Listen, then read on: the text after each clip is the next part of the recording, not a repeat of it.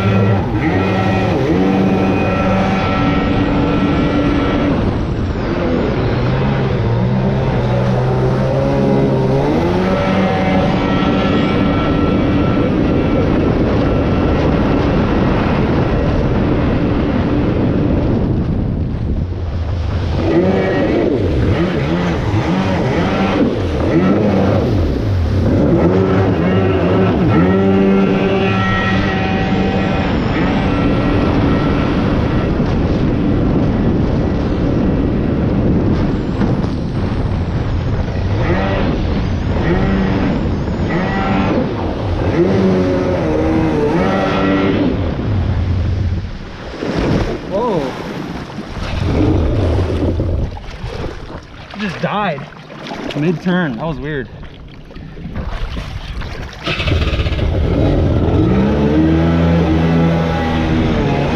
Nice up first try.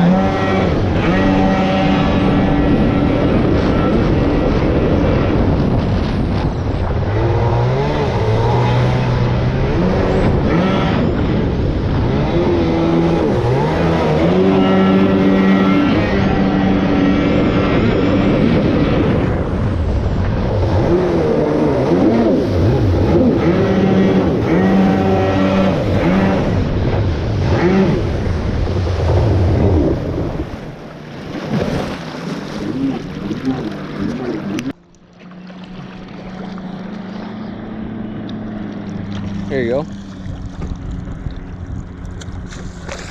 This shit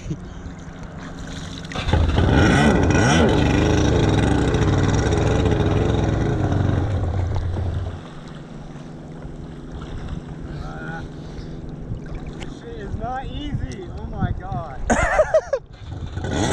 There you go.